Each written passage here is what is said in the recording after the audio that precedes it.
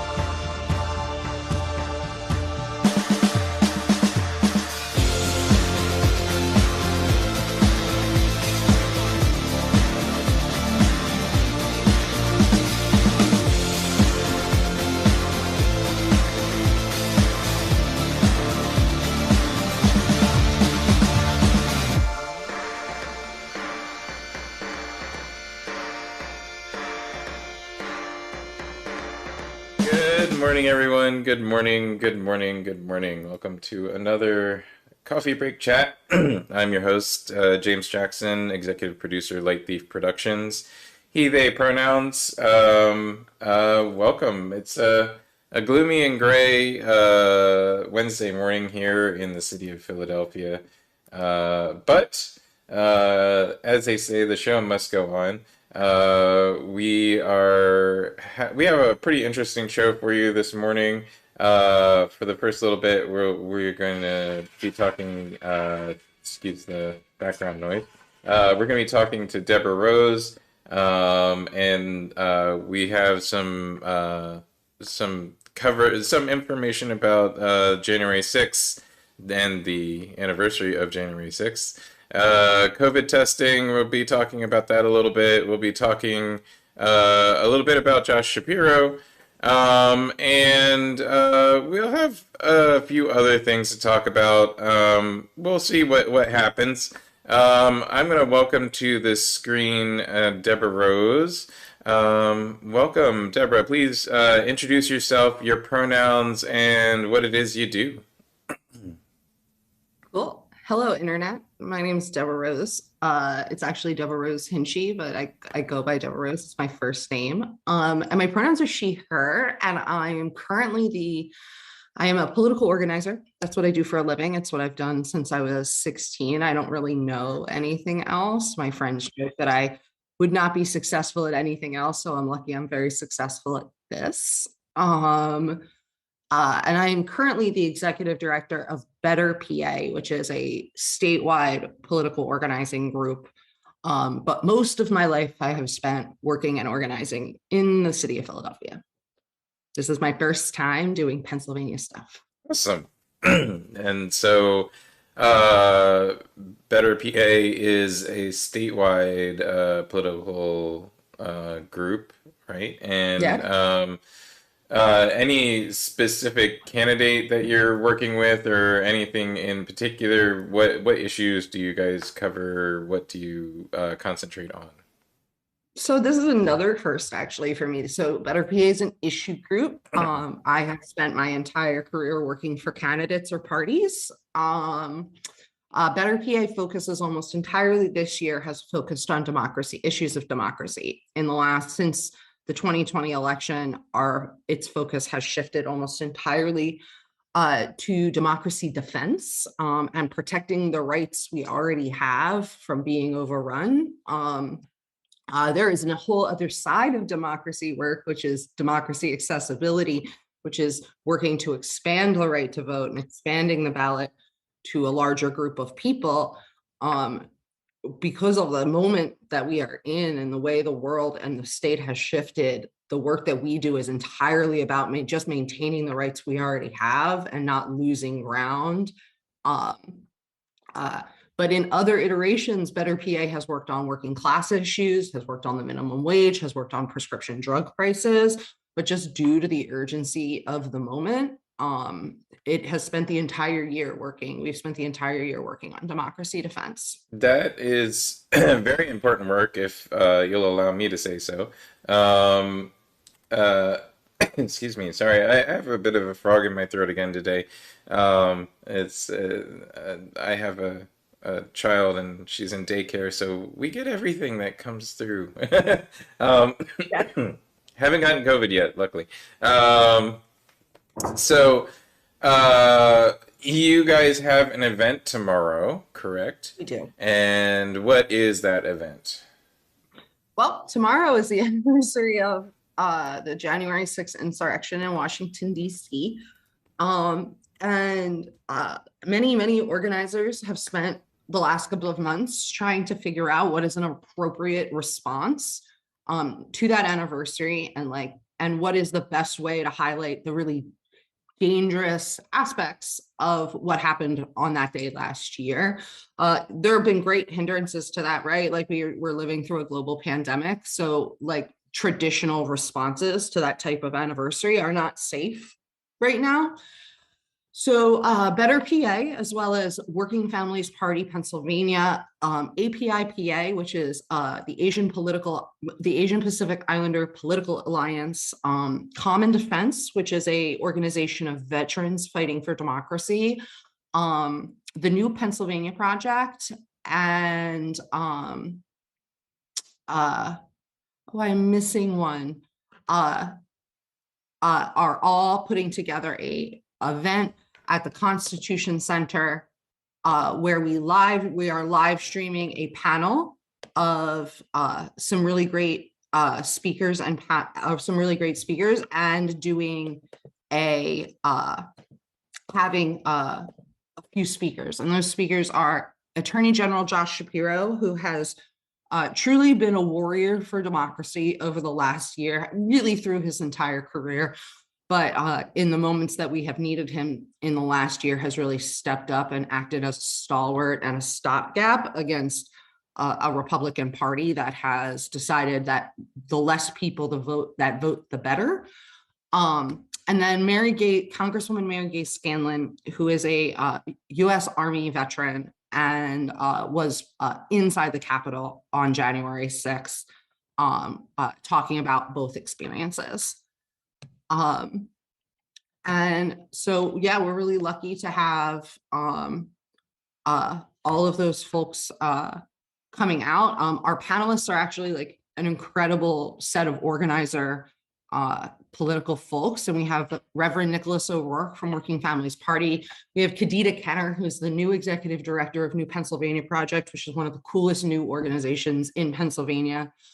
We have Lena Meester-Treat, who is a program associate from Common Defense. We have Mohan Seshadri, who is the executive director of the Asian Pacific Islander Political Alliance. And then that panel is actually moderated by Council Member Helen Gem.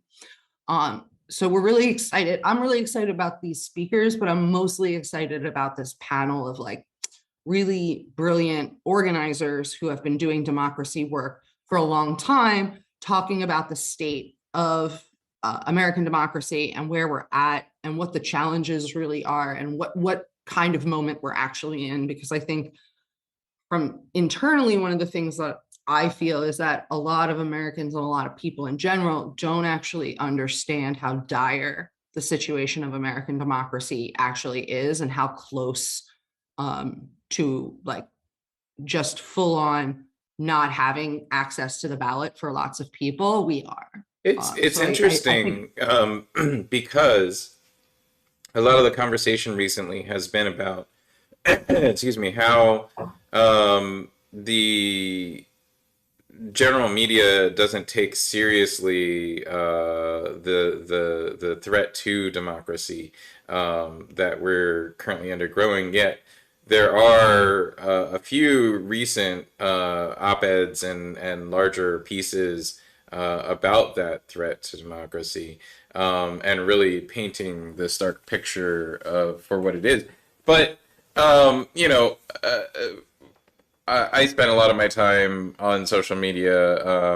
The social media sphere generally about with regards to January 6th is, you know, aside from the people who are, you know, willfully denying that it was an insurrection or willfully denying that what happened happened.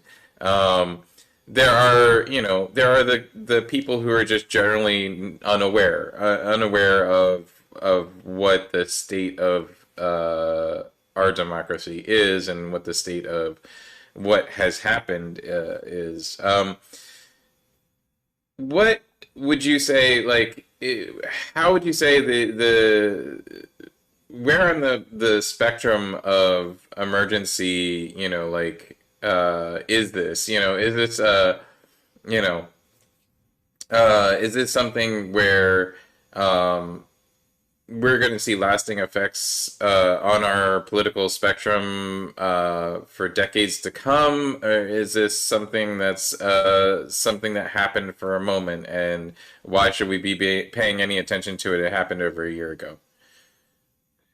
Yeah. Well, I think that that is an interesting, are we talking January 6th or like threats to democracy in general? I think Because democracy's never been real like access to voting has never been real for everyone in the history of this country. that's true. Uh, Uh, um, I, but if we're I'm, talking January 6th, we can talk that. I'm focusing more on January 6th because just because. So there's kind of an open question right now about how much focus we should be focusing on January 6th, especially amongst folks who work towards improving democracy and improving access to voting, etc. Um, I think that contrary to some of the larger talking heads that I've seen. I think it's important to concentrate on January 6th until like all the details of what actually happened are on public record. I think it's important. I don't know. I mean, you feel free to agree or disagree. I think it's important to know. For the first time this morning, actually on NPR, I heard somebody directly link white nationalism and January 6th in the media. Like up until, and it's been a year. It's been a year, and you cannot get most media people to publicly link white supremacy with January 6th and the insurrection at the Capitol. Um, I think that that's a really interesting point because I also have noticed that they're very, very hesitant to call them anything but conservatives. Um, when I think most people who've been paying attention know that the people that have got arrested inside the Capitol are Proud Boys and one percenters. And these people are far alt-right extremists. And that's not to say that I don't think the Republican Party or conservatives haven't come to a place where they too exist in the far right. They definitely do. But by like downplaying the fact that the people who have a lot of people who got arrested for like leading the charge into the Capitol are members of prominent far right extremist groups. It hasn't eluded me. It hasn't eluded you. Like we're noticing that the press doesn't want to talk about how many known Proud Boys were arrested inside the Capitol. They don't want to talk about how many one percenters were arrested in the Capitol. They want to frame these people as like, and we've seen this frame, right, of like no one knew what they were doing was wrong. No one knew, like it was an accident. It was like almost an accident. They didn't want to be there. Well, I mean, they busted open windows and they pushed past a police barricade and a bunch of them barricaded themselves in the Senate chamber. So like there were many intentional choices that got these people to where they are. And I have seen this narrative in the press that like these people were like led astray or like were just stupid and they didn't know the consequences of their actions. Well, like that is such an incredible privilege because if leftist protesters or movement protesters ever took the action that these far right protesters took, we'd be dead inside the Capitol. There would like everyone that wasn't dead would be in jail right now. well, And I like, mean, just to I mean, perhaps not dead. Well, I guess it just kind of depends. I mean, so the last time that a quote unquote left protest group took a similar action, you'd have to go back to the Black Panthers and their occupation of the California Capitol. Um, Yep. and that resulted in what? 5 decades of war on crime and gun control laws that somehow try to make gun control a thing, but don't not a thing. I'm always so confused by this Yeah. positioning in the Republican Party. Like they want gun control because they don't want some people to have guns, but everybody should have guns. I'm very confused. Anyway, I want to go back to the question that you sort of originally asked, and now it's sort of honed in for me, yeah. is like, will January 6th have lasting effects? Because I think it's like a yes and no kind of answer. Yeah, I think yes. Americans have accepted now a new, I think we see it a lot. Americans have accepted like this new normal, like this is a thing that happened and can now be accepted as a thing that happened and is possible to happen in the American political discourse. Like, we don't like the results of elections. So now we live in a world where when you don't like the results of an election, you can storm the US Capitol. Um, and no, there won't. And at the same time, I don't think there will be lasting effects because I don't think the American public is like interested in holding these people accountable to a place where it sets a precedent that this can't happen, that this isn't acceptable. And like, it's hard for Americans to grapple with the fact that we were like one that this was an attempt to like overthrow a rightfully elected government. Like, were they good at it? No. Did they know what they were doing? No. No.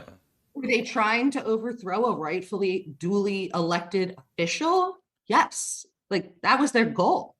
They were hunting Mike Pence, a member of like the party that they say they were hunting that man through the building, chanting, "Scream, kill Mike Pence." Like, I think that like there's like a jokey part of the organizer brain that like looks at what happened on January 6th and is like, they had no target, they had no objective, they had no goals and no leaders. Like, what did they think was gonna happen?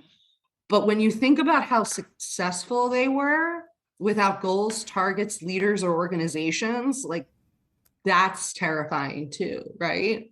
Well, I mean, I think one of the interesting things, so one of the lasting effects I've seen is that now when a position comes around, say, just for an example, news out of the headlines, the Chicago School Union, the teachers union, voted to not return to in-person schooling today, to try and do virtual schooling only. And they notified the school board that none of the teachers were going to come to school. And the school board president basically dug in her heels and said, "Nope, this is not happening." And I don't know how they managed to do this, but locked all the teachers out of their Zoom accounts, locked them out of their virtual learning accounts, locked them out of their emails, and then issued a statement via email to all the whole entire student body that the school was in fact open. Um, but there's no teachers. There's just support staff that aren't unionized. Anyway, but when a position comes down like this, yeah, wow. When a position comes down like this, I find it fascinating that, you know, a lot of the folks that are on the right wing, you know, like are conservative, are truly conservative, would go, okay, well, this is individual decision making coming together as a small group, fighting the man, so to speak. You know, normally they'd be like all over this. They'd be like, yeah, go teachers, you know, do what's important for you, make sure that, you know, you're safe. But now anything that happens before you take a position on it, especially in my view, radical right-wing reactionaries, is like, the talking heads on Fox News. Yes, I did just call all the Fox News talking heads radical right-wing reactionaries. Sorry. You right, you right. Um, Anytime that happens, they look at the political position of the people making the statement first before they decide whether or not to support it. Even though there's all these massive overlaps and weaving between, both parties, and people positioned in both parties. I find that fascinating. I think that's one of the lasting political impacts that I'm actually honestly concerned about, because in the past, when you found these moments of like, oh, you're a Democrat, but you're worried about personal liberty, people would use that as a moment to go, hey, we both care about personal liberty. Let's find a way to work together and make sure there's this personal liberty thing going on. Yep. Yeah. One of the things that I think this is like slightly tangential to what you're talking about. One of the things that I've seen happen over like the last year, because like there's been a mass exodus out of the Republican Party of people who just like can't rock with what's happening. The Republican Party has always been racist and it has always been into white supremacy, but it is taken like the right wing has taken the driver's seat of the Republican Party at this point. And there's been this like mass exodus of people out not becoming Democrats, becoming independents. Like they're not sold on the Democratic Party either. Great. But there's this like crew of Republicans still left in the party, and some of these people who exodused out. I've been watching, like 5 years ago, if anyone stormed the Capitol, those people would be traitors and unpatriotic and treasonous. And I've been watching like individual Republicans and like people who would have described themselves for a long time as like moderate Republicans try to thread this needle of not being opposed to what happened on January 6th and trying to find a way to justify it, when like a couple of years ago they would have been like they're anti-crime Republicans. They would have been like, lock these people up and throw away the key. But now they're trying to weave this thing to a place where they don't, it doesn't get their hackles up or violate their sensibilities. And it's been kind of interesting to watch that, because I mean, the weaving occurs in all kinds of different places, and it fascinates me personally, just because you just for another example, I was trying to find this report that I just read, but I can't find it right at the moment. I'm sure it's somewhere in here on my Twitter feed. There was a report that somebody did an analysis of the accounts that tweeted with regards to supporting January 6th, supporting the insurrection, or like previous to it, like sending information about January 6th, and the analysis showed that like 99% of them are the same accounts tweeting out the same massive amount of info, the false info about COVID-19. How, like, where, like, I don't, where is that? Where's the link there? Like, there's no link other than just being anti everything. I don't know.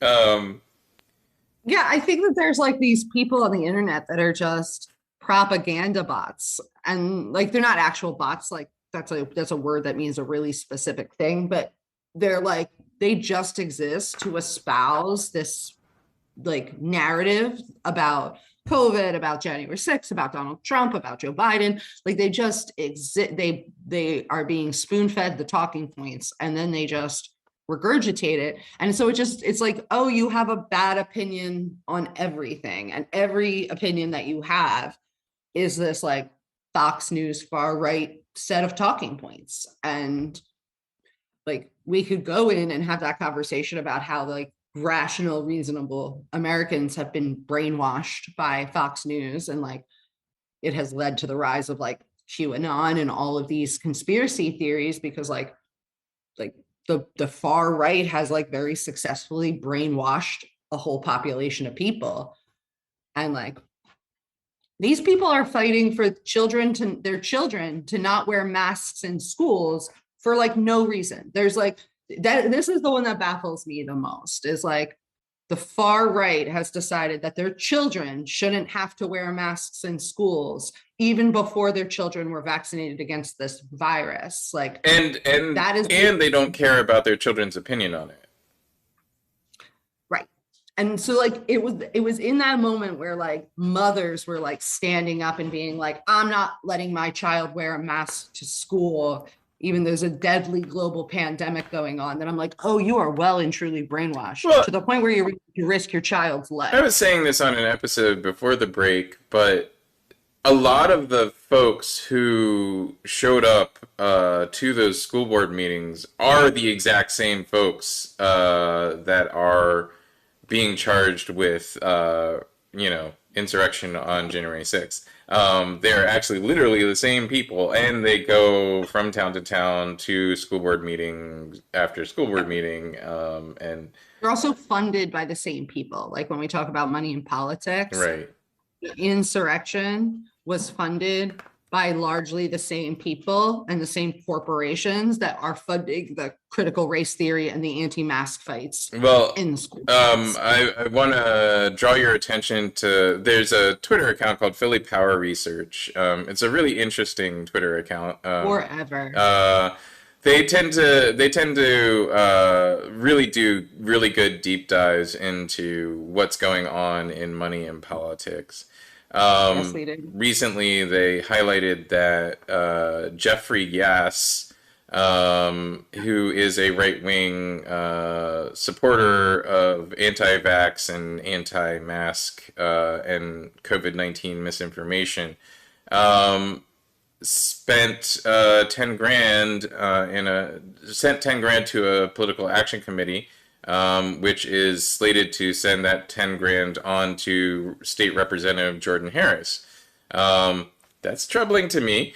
I don't know why, a right-wing conservative who has been heavily into influencing school board elections and whatnot is interested in Representative Harris. But school choice. It's school choice, James. Yeah. It's the charter schools, because so I've got a deep and abiding hatred for Jeffrey Yass and a deep love of Philly Power Research for arming me with all the information I ever needed to hate Jeffrey Yass. A big shout to Philly Power Research. But Jeffrey Yass got his start in funding bad shit by funding charter schools, school choice and charter school stuff. He has a PAC called Schools First and a PAC called Students First. And both of those are charter schools. And this one is Back to School PA. Yeah, that's a new one. That's the one to keep kids. That's the one that he uses to make sure that the schools stay open. Right. And he funds a lot of Democrats, James. It's not like a underbelly issue of Philadelphia politics. Is that Jeffrey Yass is funding a lot of Democrats, and he used to just do it above board. Like he used to just straight give money to their campaigns. But now that his name is kind of toxic, once again, big shouts to all the people that have been doing work on Jeffrey Yass and trying to like really highlight all the terrible stuff he does.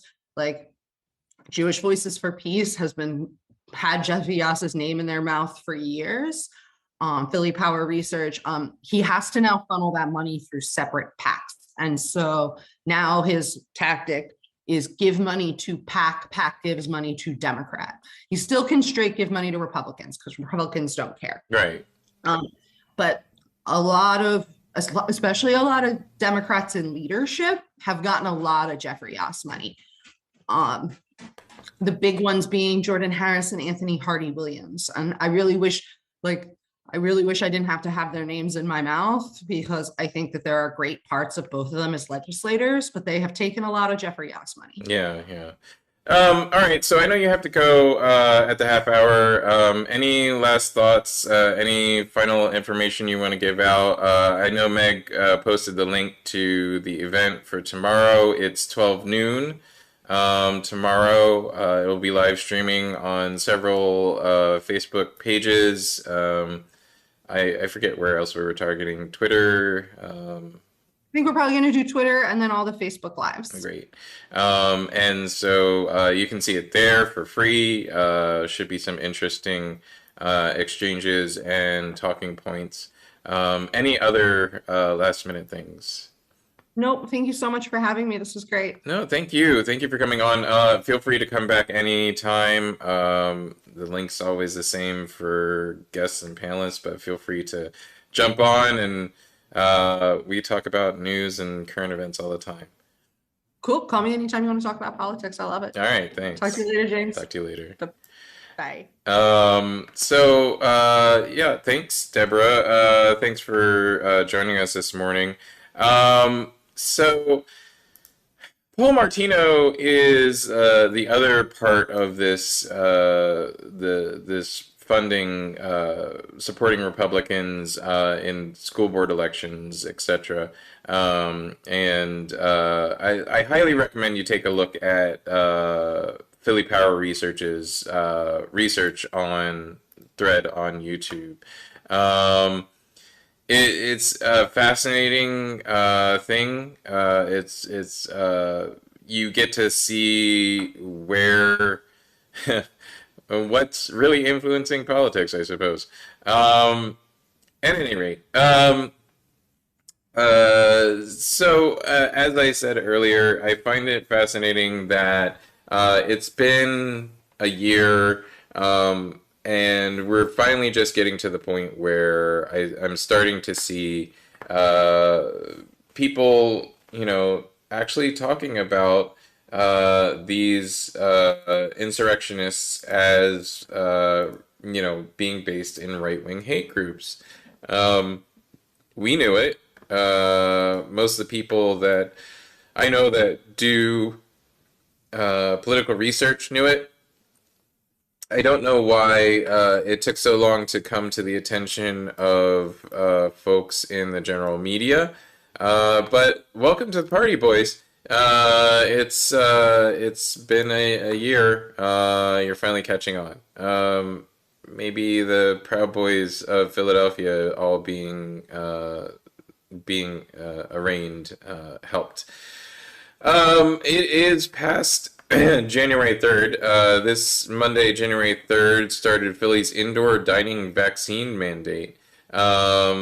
This is relatively good news, even though with Omicron out there, it's possible slash probable that you might catch a version of COVID-19. To dine indoors unmasked in Philadelphia, you'll be required to show your proof of vaccination. That's that card that you got when you got the shot. Not really hard to do. We recently went to Puerto Rico, and the entire country of Puerto Rico has the same mandate. You just take a picture on your cell phone, save it to your favorites, and show the person seating you that you're vaccinated. Preferably boosted. That would be great. Really help yourself out there. I mean, I don't know. I don't know what the controversy is about vaccine mandates. There have been vaccine mandates for practically the entire time this country has existed. And it's not that hard. Get yourself vaccinated against a deadly disease that's going around the country. And I've seen all you'll experience mild symptoms with Omicron. let's clarify that a little bit, because the sound bite is great. The sound bite, you'll experience milder symptoms if you get Omicron, is an amazing sound bite. It sounds hopeful. But then I was thinking about it, if I'm an unvaccinated person, I just haven't gotten vaccinated yet or what have you, I might not hear the important part of that soundbite, which always gets cut off. The important part is if you're vaccinated, you might experience milder symptoms if you catch the Omicron variety of COVID-19. If you're vaccinated, if you're boosted, your immune system will jump and take care of the virus much faster than if you are not vaccinated or boosted. And so you'll experience, those that are vaccinated would experience milder symptoms. COVID-19 is still deadly for those that don't have the immunity provided by vaccination, as evidenced by, firsthand accounts from the medical community. One that I just read, very sad. A doctor reported that he lost his first double vaccinated and boosted COVID patient because they were immune suppressed due to um, having transplanted organs. If you immune suppressed people don't necessarily look like anything. People who have transplanted organs don't necessarily look any different from you or me. They just go about their daily lives, and unfortunately, they're highly susceptible to this virus than you or I would be. Um, that's the point. That's why also continuing to wear masks is important. Masks don't protect you. And I hear this all the time on social media. Oh, why wear a mask? It doesn't protect you. It says so right on the box. What the box doesn't say is that the mask was never designed to protect you. It's designed to protect everyone around you. I mean, this is as simple as not running your car into every pedestrian that crosses your path. You're trying to protect everyone else. It's part of our social contract. It's part of living in a society. You do things that you don't want to do necessarily, so that you don't injure or kill other people, whether intentionally or unintentionally. This is a simple concept. If I'm coughing, and I have been for the past couple of days, I took a COVID test. I made sure it wasn't COVID. And then I wear a mask still because even if it's not COVID, I don't want to get anybody else sick. So when I cough and all this, air comes out of me, it gets caught by the mask. That's what it's for. That's what the masks were originally invented for. They were originally invented for operating theaters so that germs did not get into the open wounds that were created by surgeons. I mean, it seems relatively simple to me, but what do I know? Um, there are reports of a gentleman by the name of Christopher Key. He is the leader of an organization called Vaccine Police, driving around the country, threatening to conduct citizens' arrests on Democratic governors who issue vaccine mandates. And he has photos on his social media of him with a fake badge and with several long automatic firearms or semi-automatic firearms, including, if I'm looking at this correctly, an AK, two submachine guns, and an Uzi submachine gun. Um, okay. Yeah, dude. Probably a bad idea. This violates the law in several states. I don't know if it violates federal law or not. I guess if he's going around the entire country and saying he can citizen arrest any governor, he might be there for impersonating a federal officer. Um, yeah, it might be interesting if somebody bothered to do something about that. Um, what else is going on? COVID testing. I can't, I've been going off on this on my own social media for a couple of weeks now. Um, uh, this started before the holiday break. Um,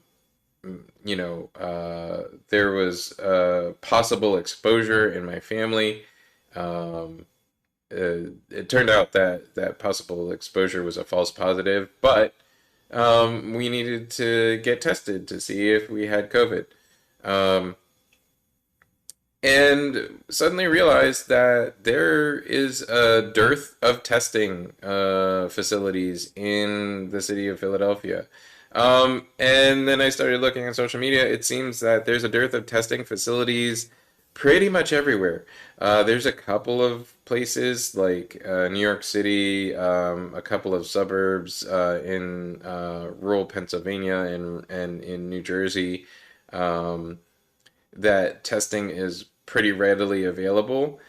But the point isn't that it is available some places. The point is that it is not available all places. This is important, folks. I don't know. The president made a statement that he's frustrated with it too. Dude, you're the president. Why don't you send, the National Guard out again and with COVID tests and set up some COVID testing sites? Um, I don't quite understand why this is so difficult. There are plenty of tests, both rapid and PCR. There's plenty of bandwidth at all the labs that can run these tests. Um, yeah, it seems ridiculous that folks are waiting 2 weeks, 3 weeks sometimes to get results. Sometimes not getting results at all, like the case in Philadelphia of last week. There were some quote unquote pop-up testing facilities in Center City, and they were supposedly funded by the FDA. And come to find out, they do not, they were not funded by the FDA. They do not do their tests. And the owner of the company who was running it, Nikola Nizanik, blamed the issues in Philadelphia on the local test collector hired to collect the samples and said that he has shut them down. I'm sorry. Um, uh, you've shut them down, so like, uh, why are you not making sure that all those people who got tested get their test results? This is the problem. You cannot commercialize medical care. You cannot make medical care part of um, the economy. It's just not. It's people will pay anything, will do anything to stay alive and stay healthy. There isn't an economic model that works for healthcare. The only way to do healthcare is social healthcare where the society takes care of the costs and problems of providing healthcare. You can't have just random testing companies popping up and then not knowing what to do and then failing at it. It's healthcare. You fail at it, you kill people, and you kill multiple people. it's just and with something like a pandemic, you kill more people because those people that didn't get their test results back, um, they go on to they go on to infect other people. Uh, I don't, how are you able to not understand this? It's just it, it's just crazy. In ironically, Brazil, of all places, they've begun prosecuting the government officials who mishandled the COVID-19 pandemic. When are we going to do that here? I mean, some of them are prosecuting themselves. Who is this? Kelly Ernby, deputy DA and former assembly candidate, died of COVID-19. Um, I believe Tuesday. She was in her 30s. Like, dude, this stuff is gonna take you out. I don't. She deputy. She was a candidate for with the Republican Party of Orange County, and she was also an activist with the Republican Party of Orange County, anti-vax and anti-mask and anti-COVID restrictions. Um, and why has this become a political issue? I don't think it is. I don't think it is a political issue. I think that people are using it um, to further their own agendas, and they need to stop, really. Um, so there are people who, mishandle things and kill people, and there are people who show you who they are as so to speak. An assistant chief with the police department in Kent, Washington, was suspended for 2 weeks after displaying a Nazi symbol on his office door. Um, Derek Kramerzel, um, he's an assistant chief, which in Kent, Washington, is a really high level position. Um, I don't. And you get suspended for 2 weeks. You're saying you would willingly kill part of the population based on your political beliefs, and you are licensed to carry a gun for your job, but you get a 2 week suspension. What? Just get out of here. Just you can't fire somebody like that. What is that not possible? Kent, Washington. Do you have a problem? Uh, I mean, why not just say you don't want any black people to live in Kent, Washington? That makes more sense to me. Yeah, I don't know. There's a lot going on right now with all of these things, and some of it's funny, some of it's not, and it's mostly just difficult to uh, understand why people are basically killing themselves by being anti-vax and anti-vaccine and anti-masking. France's famed Borgendorf twins died of COVID-19 after being very publicly anti-vax. Um, famous people are dying, uh, government people are dying, everyday people are dying, people who are, and what you might say is the problem. You might be sitting there asking yourself, okay, so all these people they're getting their own comeuppance. Where's the problem here? And here's the problem. The more people who catch COVID-19 and don't eliminate it from their system rapidly enough that they don't spread it, um, the COVID virus reproduces in their system, and every time it reproduces, there's a chance of a mutation.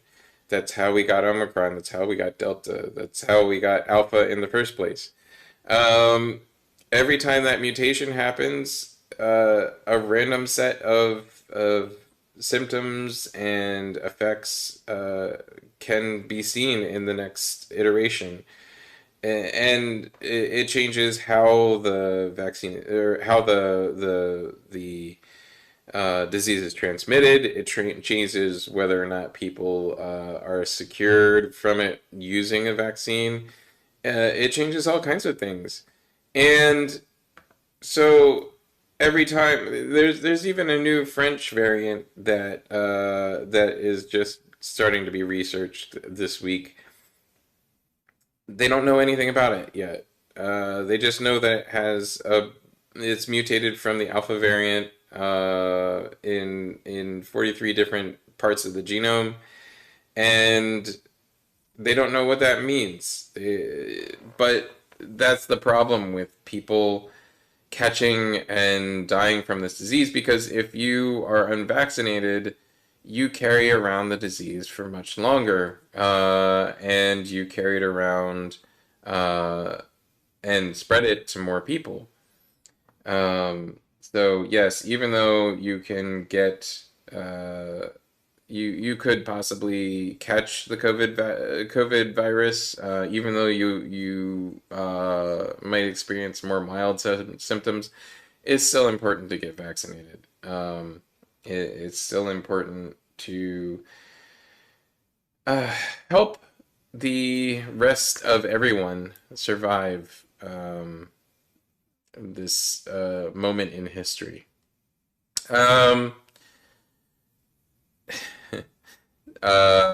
one of the folks that I regularly read posted it is possible to call out Biden's callous and cowardly handling of the pandemic without saying he's just as bad or worse as the fascist who suggested that we should inject ourselves with bleach. Correct. I've been doing that repeatedly. Unfortunately, the president is not handling the COVID-19 pandemic very well. He's putting political pressure on folks like the CDC, who's issuing directives that don't make much sense.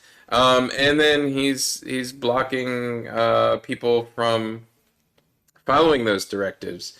All over social media, you can read the firsthand accounts of medical providers, nurses, doctors, etc., who are now being asked to come into work 5 days after they catch COVID-19. Um, if you read the CDC guidance says don't come to work until 5 days after your symptoms have abated. Uh, where are where are we missing the where are we missing the boat? Here's the thing. The CDC guidance is bad. It's badly written. People should be taking, at the very least, a rapid test on reporting back to work. Some of the healthcare providers are stating that their hospital is requiring them to take a rapid test on reporting back to work, and then if they're still positive, they get sent home. But, if you're sick, I think you should just stay home, especially if you're a healthcare provider or a student or anybody who's dealing with lots of people on a daily basis. If you're sick, stay home. I don't know. Like, you have symptoms, you have a runny nose, you have a cough, maybe stay home. Maybe work remotely. I don't know. I don't have all the answers. And so we have, folks that are essential workers that work in transportation, that work in healthcare, that work in supply chain, who are getting sick, and it's causing availability issues. It's causing all kinds of things. it, we're not going to get through this by just forcing people back to work. We're not going to have an end to this pandemic by just forcing people to go back to work. Um, so, yeah, get vaccinated, folks. Wear your mask. Take care of yourselves. Try and stay healthy. It's tough out there. Um, yeah. Uh, we've got all kinds of interesting stuff on our Twitter feed, on our Facebook page. We regularly repost and post news articles and information about current events. If you'd like to see some of the things that we'll be talking about next week, subscribe to us on Twitter, Light Thief Prod on Twitter, Light Thief Productions on Facebook. Just short stop on Twitter at the D because Twitter handles have a character limit. Light Thief Productions on YouTube, Facebook, Mob Crush, Twitch, yeah. And we also are viewer supported, so please consider subscribing to our Patreon. We have Patreon levels as little as $1 a month. Patreon.com/LightThiefProductions. You'll at the $5 level, you'll get access to insider information, information about what we have coming up next, and there are levels there for all pocketbooks, and let me know if you like what you're seeing. You can most directly influence what we report on and how we report it by becoming a patron, and requesting coverage for issues or topics or what have you. So we're back from break. We'll be on pretty regularly throughout the next 15 weeks. We have guests from events and the arts in Philadelphia, and they're scheduled weekly.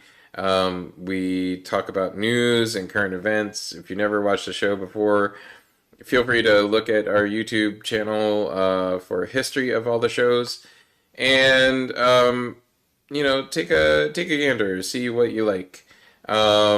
If you would like us to cover your event or your art piece, please get in touch. Submissions at light-thief.com, and we'll take a look at what you have to offer and get you on the show.